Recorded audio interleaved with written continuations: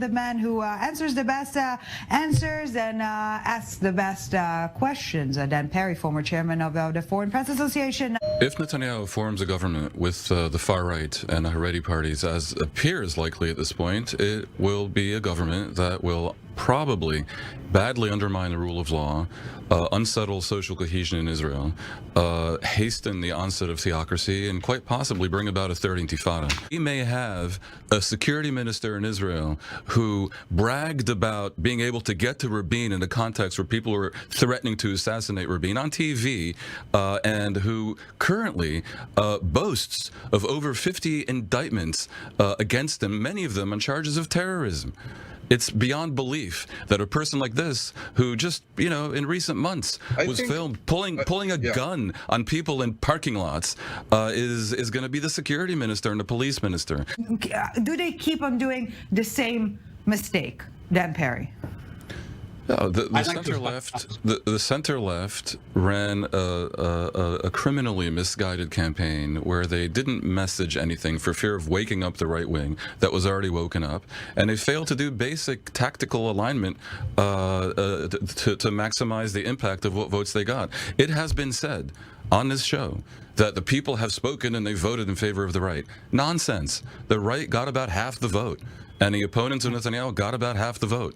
The reason the right has 53% of the Knesset is because the left allowed 6.5% of their support to fall beneath the electoral threshold because Lapid et al. Failed to prevent the splintering of several parties. Dan Perry. כישלון טקטי ואסטרטגי ומיתוגי מחפיר לשמאל מרכז, סכנה רדיקלית לדמוקרטיה, עימות מתהווה מול העולם הדמוקרטי, וסיכוי מסוים לריסטארט טוטלי במערכת כאן, שאולי תביא לאיזשהו תיקון. Every incoming government should be congratulated and wished well, but we must also be realistic. This one coming in now is different from all of Netanyahu's previous governments in that, lacking a centrist alternative that would give him negotiating power vis-a-vis the extreme right, he has been forced to give in to most of their demands.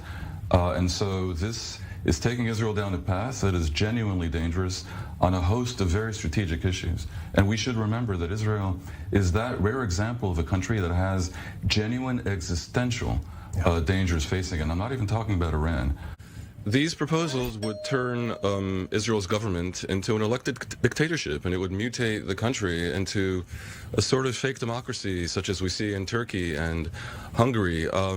By allowing the government via its majority in parliament to annul decisions of the Supreme Court, this removes the primary source in Israel of minority rights, of checks and balances, of basic protections for all citizens. Among the many lies vehiculated here to justify what could be called a coup d'etat is the idea that the Supreme Court in Israel has been extraordinarily activist in a way that makes governance impossible. Now, viewers should know, in the entire 75 years of Israel's existence, the Supreme Court interfered with legislation 22 times, which is very, very meager compared to other countries. And I would add, in my past as chairman of the Foreign Press Association in Israel, I was involved in several petitions to the Supreme Court attempting to ensure access and to overturn closed military zones that we considered to be spurious.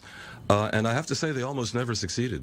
The court, far from being some bastion of hyperliberalism, was sometimes close to a rubber stamp for the government and took the word of the IDF and of the Shin Bet almost as gospel. That's how it appeared to us. The current situation is the result of politics and not philosophy about jurisprudence. The right in Israel and the ultra-Orthodox, we have a policy and we believe in it. And we're trying to promote it, and that is why we went through elections. And we know what we're doing. We know what we're doing. It's not a tactic. What you are trying to do here is to reduce democracy to its most vulgar baseline of majority rule. And I have to say that is not so popular, including among Likud voters. The idea that 51% can decide to do anything is infantile. I think if you ask the people, should 51% be able to kill 49%? Most would agree that's not a democratic outcome. And essentially, that is what's on the table here. The idea that the majority should be unchecked. Dan Perry, העיתונאי דן פרי, לשעבר בין שאר התפקידים, מנהל סוכנות הידיעות AP בישראל ובמזרח התיכון. תודה שבאת לאולפן שלנו. ישראל נמצאת בתהליך של מעבר מדמוקרטיה ליברלית למדינה סמכותנית, עם מראית עין של דמוקרטיה, והדבר השפיע לא רק על מעמדה בעולם ובמזרח התיכון, אלא גם על כלכלתה. ועל יכולתה להיות מעצמת הייטק שמושכת השקעות זרות, והדבר הזה הוא חשוב לא רק לישראל ולאוהדי ישראל, אלא גם לעולם, כי ישראל היא מדינה שההייטק שלה תורם תרומה כבירה לעולם כולו. What appears to be the point of what the Prime Minister delivered to the public last night? He's trying to delegitimize the demonstrations by slogan-shouting liberals against his efforts to Putinize the country. And he compared it to a pogrom, basically, against innocent Palestinians, carried out by barbaric hotheads looking for property to burn down, cars to torch, and people to kill. And one Palestinian was. שלום דן פרי, לשעבר ראש סוכנות AP. על רקע התמונות האלה, מעניין אותי לדעת איך הדברים האלה משתקפים בתקשורת הזרה. איך אנחנו נראים שם, מה היקף הסיקור של מה שקורה כאן בעולם? איך זה נראה? יחסית לסיפור בינלאומי, הסיקור די נרחב. יש תקשורת שטחית יותר, שמדווחת על בלגנים ורימוני הלם ופרשים ומחלקות, אבל התקשורת הרצינית שבאמת נדרשת לחדשות בינלאומיות, נמצאת, אני חושב, די בקונצנזוס, והנרטיב השלט הוא שממשלת ישראל, שנבחרה אמנם, אבל בעקבות בחירות די צמודות, פחות יותר תיקו, כן. עם רוב די מקרי, מנסה לבצע שינוי שיטת המשטר בישראל, למשטר אוטוריטרי, סמכותני. כלומר, שהמשטר בישראל יהיה זהה במהותו למה שקורה בטורקיה, בוודאי בהונגריה, וכאשר הממשלה תעמוד בפני סכנה בבחירות, גם יבטלו בחירות, וזה יעבור לדיקטטורה לכל דבר, כמו שהמצב ברוסיה. ואני חייב לומר, יש עניין בזה, כי ישראל היא לא סתם מדינה של 10 מיליון בני אדם יחסית קטנה או בינונית קטנה. מדובר במעצמה גרעינית, מדובר בחברה ומדינה שיש לה כוח עצום בנוף הפיננסי הבינלאומי, הטכנולוגי הבינלאומי. ישראל מתחרה באיחוד האירופי למשיכת השקעות לטכנולוגיה שלה, ומי שחושב שהדבר הזה לא ייפגע, כאשר אין פה זכות קניין מובטחת. כן, יזמים ישראלים טוענים שזה כבר נפגש. Entering a protracted period of negotiations. And part of the issue here is I don't think too many people in the center left have a single milligram of trust in Netanyahu. Words can hardly express the degree of mutual disdain. I would like to address this frequently heard trope that the majority of Israelis want reforms in the judicial system. In a way, it's true. The majority of all people want reform in all things. That is the nature of people. But in Israel, all the polls showed, up until about 5-6 years ago, before the campaign of disinformation and calumny, that the Supreme Court was among the most popular institutions in Israel, second only to the army. People want reform in the judicial system in a sense of quicker processes, more judges. Are the U.S. and Israel getting a divorce? I don't know about a divorce, but I think infidelity is certainly possible. I mean, Israel needs the Sometimes it's a better US. solution, right? And Israel has wanted more than a marriage. Israel wants a special relationship, and it has had one. And that relationship is based on more than just interests. The idea of shared values. Now, the current government of Israel does not share values with the Biden administration, Democratic Party, most Americans, and I think most American Jews. 80% of American Jews are liberal by any measure I've ever seen. Most of them are reform. The orthodoxy in Israel that is allied with the right wing in Israel projects disdain towards the American Reform Jews, and that's not something that's going to create good karma and cement a special relationship.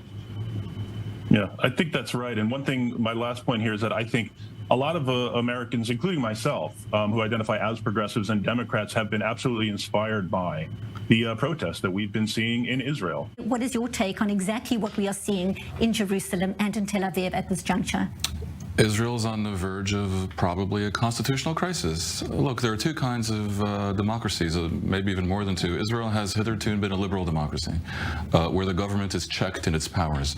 The current government of Netanyahu wishes to turn it into an illiberal democracy, where the government is minimally checked, if at all, in its powers. Now, that is pretty much the most vulgar thing a government can do, to seize more power for itself, and it has put the Supreme Court in a similar position. The court will be in a highly undignified position of probably ruling to strike down the measure that limits its own power. Vulgarity is infectious. And only by reaching out, then we can somehow ease the tension. Gilad, I'm going to stop you there because I want to bring Dan Perry in for his response to exactly what you are saying right now. Look, you never go out of business calling on people to talk and be nice to each other, but we have here a genuine conflict between two different visions for Israel.